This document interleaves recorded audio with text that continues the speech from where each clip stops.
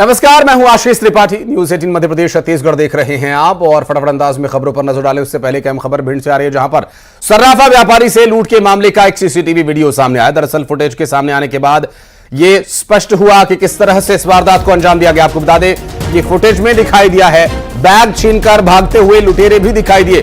व्यापारी से लाखों रुपए की लूट का यह पूरा मामला सामने आया भिंड से। आपको बता दें, सर्राफा व्यापारी से लूटपाट के इस पूरे मामले में ये देखिए सीसीटीवी वीडियो भी अब सामने आ गया है। उस वक्त की यह घटना है जब सर्राफा व्यापारी अपनी दुकान का काम समेटकर घर के लिए निकलने वाला था और तभी अचानक वहां लुटेरे पहुंचते हैं और बैग छीनकर भाग खड़े होते हैं। कुछ देर तक, कुछ दूर तक पीछा करने की कोशिश सर्राफा व्यापारी के द्वारा की जाती है, लेकिन उस दौरान कोई कामयाबी नहीं मिली। एक बैग तो वो बचाने में कामयाब हो गए थे, लेकिन जो दूसरा बैग था उसे लेकर भागने में कामयाब रहे लुटेरे। तस्वीरों में आप देख सकते हैं, देखिए व्यापारी से लूटपाट की इस पूरी घटना के मामले में जो तस्वीर है वो सामने आ चुकी है और यहां पर सीसीटीवी वीडियो सामने आया है। ये देखिए उस वक्त की तस्वीर है जब जो सर्राफा व्यापारी है वो अपने काम को समेटकर निकलने की तैयारी में था और लूट का ये सीसीटीवी वीडियो,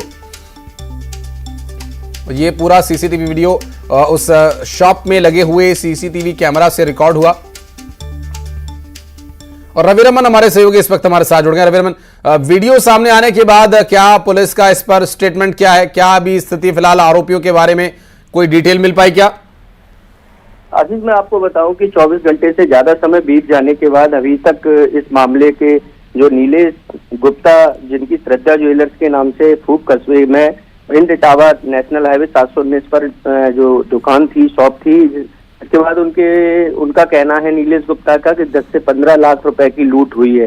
लेकिन जब इस मामले को लेकर पुलिस से हमने बात की तो पुलिस का ना तो ये कहना है कि कितने की लूट हुई है और ना ही इस पर आरोपियों की गिरफ्तारी के लिए अभी तक कोई ठोस जवाब नहीं दिया गया। हालांकि इशारों में ये तो बता दिया गया है कि कुछ संदेहियों को उन्होंने धर लिया है। संदेहियों से पूछताछ जरूर कर रही है पुलिस, क्योंकि ये क्या है, लूट करने के बाद जो नकाबपोश 3 लुटेरे आए थे बाइक पर सवार होकर, जिन्होंने 3 फायर ठोके थे और इलाके में दहशत भी फैलाई थी। कट्टे की नोक पर वो सोने चांदी 2 बैग थे, जिनमें से सोने का जो बैग था, सोने के जो जेवरात थे कीमती, उनको लेकर वो रफू चक्कर हो गए। चांदी का बैग बचा लिया गया था, लेकिन उसी में ज्यादा माल बताया जा रहा है कि उसी में ज्यादा कीमती माल रखा हुआ था। लेकिन हालांकि इस मामले को लेकर पुलिस ने ड्रैग स्क्वाड की टीम से जांच पड़ताल जरूर कर रही है। पूरे करीब 4-5 टीमें बना दी गई हैं आरोपियों की गिरफ्तारी के लिए, लेकिन अभी तक इस पर कोई ठोस जवाब नहीं आया है। आप नजर बनाए रखिएगा, आगे डिटेल्स लेने के लिए फिर संपर्क करेंगे आपसे। बहुत शुक्रिया फिलहाल आपका इस पूरे मामले पर जानकारी देने के लिए। और अब बात इंदौर की, जहां स्काईलाइन में चल रहे फैशन शो को हिंदू संगठन के कार्यकर्ताओं ने बंद करवा दिया। फैशन शो के नाम पर अश्लीलता परोसे जाने का आरोप लगाया गया। वहीं आयोजकों के खिलाफ अनुमति की शर्तों के उल्लंघन का मामला है और इस संबंध में थाने में शिकायत भी दी गई है। आपको बता दें कि फैशन शो के नाम पर अश्लीलता नहीं चलेगी, हिंदू संगठन के कार्यकर्ताओं का यह कहना है। और यहां फैशन शो का आयोजन किया गया था और फैशन शो के लिए जो मॉडल्स वहां पर पहुंची और फोटोशूट चल रहा था। हालांकि इस फैशन शो को लेकर पूरी तरह से जो आयोजकों ने नियमों को और उन शर्तों को नहीं माना जो तय की गई थी, ऐसा कहना है कार्यकर्ताओं का, जो संगठन वहां पर पहुंचे उनके कार्यकर्ताओं का। और हमारे सहयोगी मिथिलेश भी इस वक्त हमारे साथ जुड़ गए, बात करेंगे उनसे। मिथिलेश, ये किस तरह का फैशन शो था और क्या है विरोध यहां पर जो कार्यकर्ता प्रदर्शन करने पहुंचे? देखिए, अगर फैशन शो की बात करें तो इस फैशन शो में कई मुस्लिम जो लोग हैं उनके तो वो भी इसके पार्टिसिपेट थे और इसी चीज को लेकर हिंदू संगठन ने ऐतराज जताया था कि अगर मुस्लिम समाज के लोग इस कार्यक्रम से जुड़े हुए रहेंगे, अगर वो इस कार्यक्रम में इस तरीके का फैशन शो करेंगे तो ये कार्यक्रम हम बिल्कुल नहीं चलने देंगे। और इस धमकी को दिया था, चेतावनी दी थी और चेतावनी के बाद में हालांकि आयोजकों का कहना था कि उन्होंने जो सहभागी थे उन्हें पार्टिसिपेट करने से रोक दिया था, हटा दिया था। लेकिन जब बजरंग दल के लोग, हिंदू संगठन के लोग वहां पे पहुंचे तो वो उस वक्त पार्टिसिपेट थे, यानी वो इस कार्यक्रम के अंदर शामिल थे। इसको लेकर वहां जमकर हंगामा हुआ। हंगामे के बाद में पूरे कार्यक्रम को बंद करना पड़ा। पुलिस भी पहुंची और पुलिस ने जो अनुमति दी गई थी, जो कार्यक्रम की अनुमति दी गई थी, उसकी शर्तों का उल्लंघन करने के मामले में अनुमति देने वाले कौन लोग हैं मिथिलेश? कौन लोग हैं जो नियम तय करेंगे कि फैशन शो में कौन से कपड़े पहने जाएंगे, कौन से नहीं पहने जाएंगे। ये अश्लीलता फैशन शो में थी कि इसको देखने वाले लोगों की आंखों में?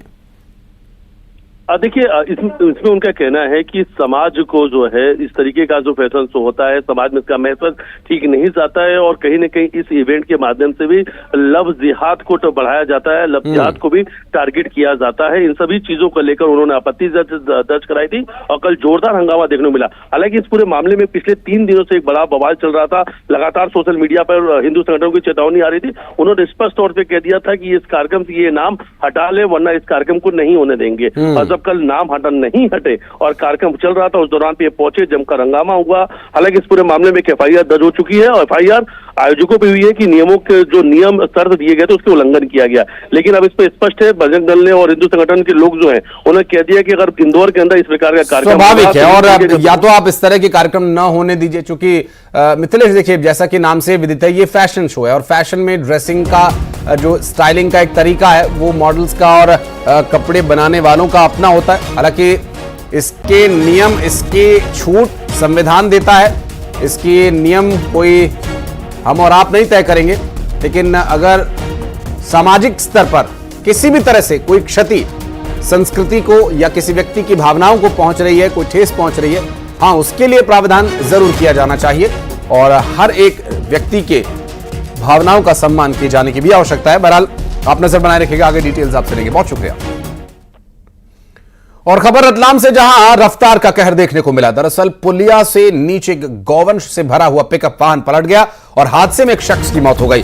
कई गौवंशों की भी मौत होने की इसमें बात कही जा रही है। और ये जो हादसा हुआ उसके बाद की देखिए कुछ तस्वीरें भी सामने आई हैं और इस हादसे में गौवंशों को भी आप देख सकते हैं कि इस हादसे का शिकार हुए गौवंश, कई गौवंशों की मौत हो गई और ये पूरा वाहन दुर्घटना का शिकार हुआ। जो पुलिया से किन हालातों में अनियंत्रित होकर नीचे गिरा ये अभी तक स्पष्ट नहीं हो पाया है, लेकिन तस्वीरें देखकर आप अंदाजा लगा सकते हैं कि यह हादसा कितना दर्दनाक रहा होगा। तस्वीरें रतलाम से सामने आई, जहां पर एक पुलिया के ऊपर से नीचे की तरफ आ गिरा एक पूरा वाहन, पिकअप वाहन ये है, जिसमें गौवंशों को भरकर ले जाया जा रहा था।